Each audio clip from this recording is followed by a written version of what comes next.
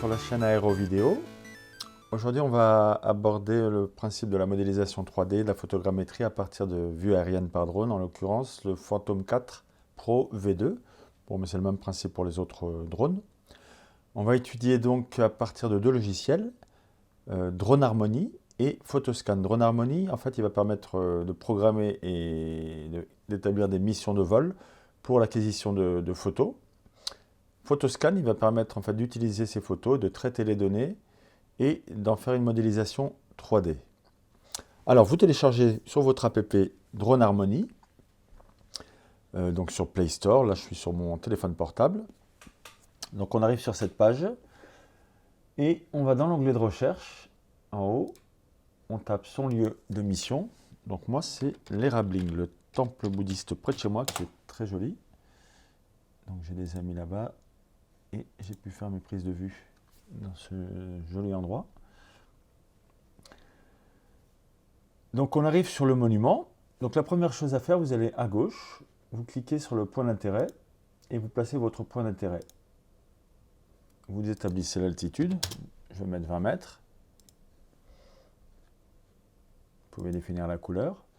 Voilà, donc là on a le point d'intérêt, je clique dessus, je peux déplacer la flèche et je mets exactement la pointe au centre. Ensuite, il faut déterminer les contours du temple, les contours du monument. Donc là, on a le choix entre un point par point pour bien délimiter le tour. Mais moi, je me contente d'une vue circulaire, ça me suffit. Ça me permet de faire des vues circulaires avec le drone. Donc, je vais mettre l'altitude moyenne du bâtiment, 20 mètres. On choisit une couleur. Voilà. Donc là, quand je clique dessus, en fait, vous voyez, on a la flèche, la croix, et je peux me déplacer. Donc, j'amène mon cercle au centre. Et avec les flèches du bas, on peut augmenter plus ou moins le diamètre. Donc, le but, c'est de recouvrir l'ensemble du bâtiment sans trop dépasser. Voilà. Là, je suis bien.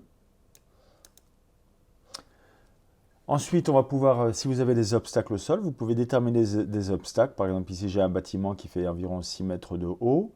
Donc, je vais déterminer une zone que le drone va pouvoir éviter. Donc, à partir de là, on a déterminé son point d'intérêt. On a déterminé la zone d'observation, la zone de prise de vue. On va en bas à droite pour établir la programmation des prises de vue. Là, on a le choix dans les inspections entre balayage, double réseau de bâtiments, donc site, périmètre, face verticale, etc. Donc moi, je vais dans celui-ci, le site, c'est-à-dire qu'en fait, on voit que ça permet de faire le tour complet d'un bâtiment ou d'un monument. Il nous demande de régler le point de décollage. Je me mets sur la pelouse avec la souris, je clique. Suivant, le point d'atterrissage, identique au point de décollage. Voilà. Donc là, il me met licence invalide, etc. Donc il ne peut pas me valider la mission parce que je n'ai pas payé ma licence ce mois-ci. Donc là, voilà, il a préprogrammé en fait une succession de missions. Donc là, on voit à ce niveau-là, ça correspond à une mission de vol. Ensuite, à une altitude supérieure, encore une troisième altitude. Et ensuite, au-dessus du monument pour couvrir. Le but, c'est quoi? C'est de couvrir l'ensemble du monument.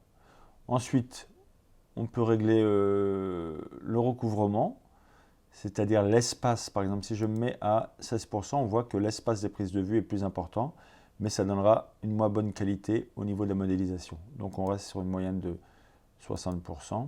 Après, c'est à vous de faire des essais, de déterminer ce qui vous convient. Et on clique sur générer. Voilà. Donc là, il n'a rien généré parce que je n'ai pas payé ma licence. Mais ce n'est pas grave, j'ai effectué déjà ce vol, donc je vais charger en fait la mission que j'ai déjà effectuée sur ce monument.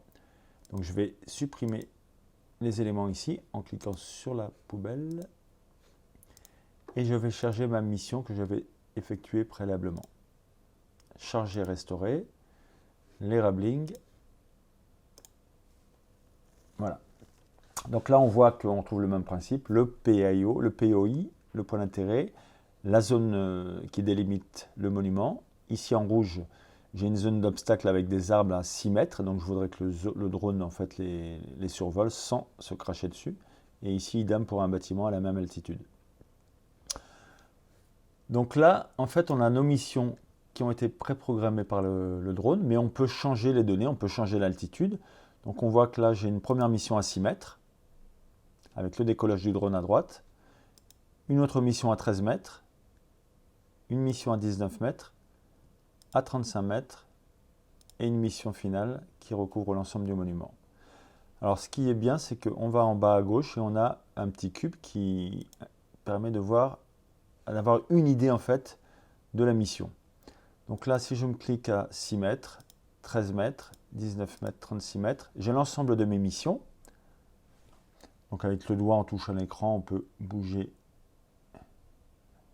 la modélisation 3D. Et en déplaçant ici avec le curseur, on peut voir le décollage du drone et voir si les caméras recouvrent effectivement l'ensemble du bâtiment. Donc là, on voit que c'est pas mal, mais on voit qu'il y a un petit souci à 13 mètres.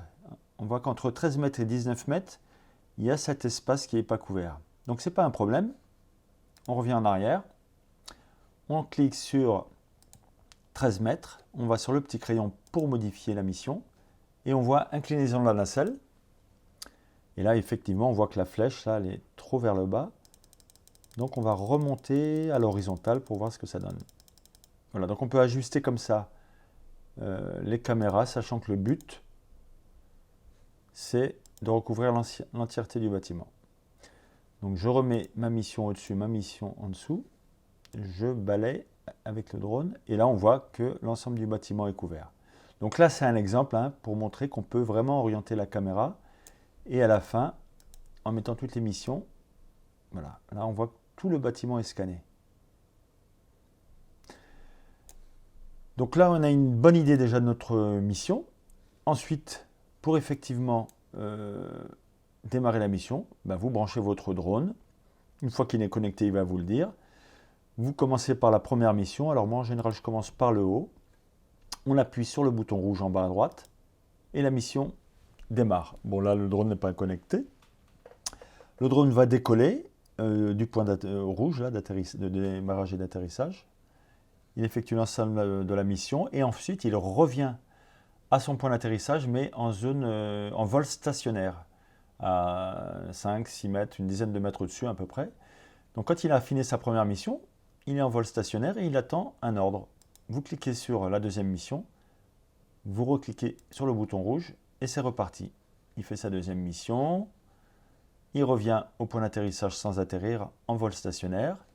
Vous faites votre troisième mission, vous rappuyez sur le bouton rouge, voilà, etc., jusqu'à la fin des missions. Donc, une fois que le drone a effectué toutes ses missions, toutes les photos sont dans la carte mémoire. Et donc, on va pouvoir passer maintenant à la modélisation 3D ou à la photogrammétrie en passant sur le logiciel Photoscan. Donc, nous sommes sur la page de Photoscan. Donc la première chose à faire, c'est d'importer les photos que vous aurez préalablement mis dans un dossier sur votre ordinateur. Donc là, on va dans Traitement, Ajouter des photos ou ajouter un dossier dans lequel sont les photos. Donc c'est ce qu'on va faire. Chaque photo, en fait, a intégré les coordonnées GPS, la distance focale, l'altitude, voilà, différents paramètres. Et ça constitue en fait une caméra par photo. Donc on clique. Et là, le logiciel va charger toutes les images.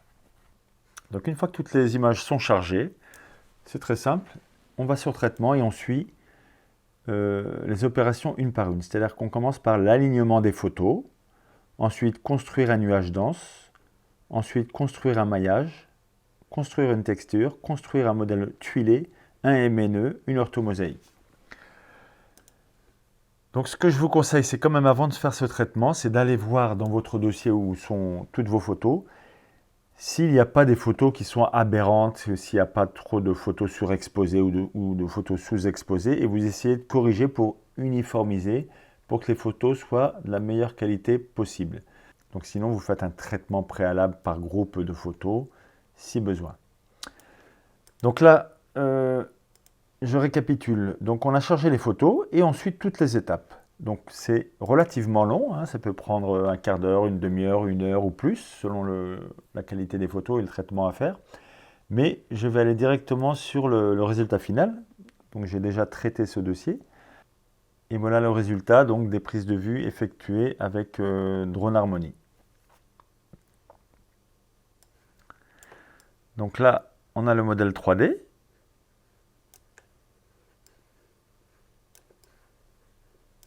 Alors si vous pouvez remarquer qu'en fait, voilà, au rez-de-chaussée, ça a été comblé de manière arbitraire. Pourquoi? Si vous vous rappelez, en fait, dans la première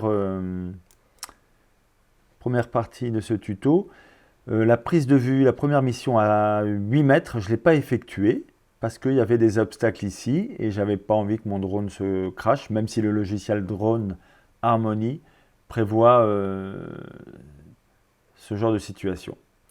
Voilà, donc là, moi, je vais faire en fait à pied avec le drone sur un trépied le tour du bâtiment pour faire cette série de photos qui manque. Voilà donc le résultat.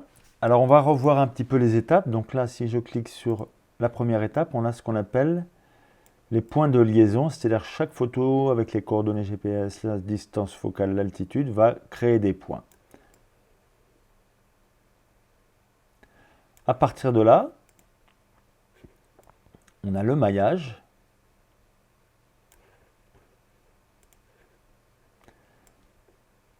Voilà. Ensuite, on a l'interpolation des points et l'utilisation des couleurs. Donc après, dans les menus, vous verrez qu'il vous laisse le choix d'utiliser par exemple une photo de référence où vous jugez que les couleurs sont les plus représentatives et il se basera sur ce cliché. Sinon, il le fait par lui-même. Hein. Alors, il y a un point qui est important, c'est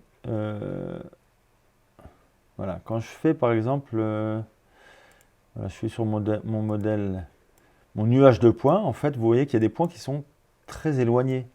Parce que la caméra, elle, des fois, elle va à perte de vue. Et donc, ces points sont enregistrés avec les coordonnées GPS. Il va placer les points. Donc, tout là-dedans ne va pas nous intéresser. Hein. C'est pour ça qu'il faut préalablement aller dans cet onglet, déplacer la région, redimensionner la région, pivoter la région. Donc, nous, on va redimensionner la région pour sélectionner la partie qui nous intéresse. Voilà, donc là, on est un peu trop vaste, on va recadrer.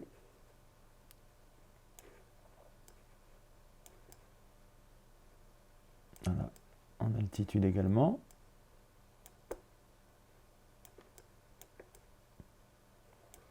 Je tourne dans l'autre sens. Voilà, donc là, ça a l'air à peu près cadré, donc on peut vérifier ça. Voilà. Donc là, voilà, on a cadré le travail et donc j'ai une sélection qui est propre, qui va permettre d'être exploitée correctement. Hein. Voilà, donc là, le but, c'est pas de rentrer dans les détails. Je pense que ça, c'est des choses qu'il faut étudier personnellement. Là, je vous ai montré, à partir d'une prise de vue correcte, d'image correcte, un résultat de manière assez simple. J'espère que ce tuto vous a plu. Voilà, je pense à l'essentiel et donc n'hésitez pas à mettre vos commentaires et à donner vos avis si vous avez plus d'expérience que j'en ai. À très bientôt.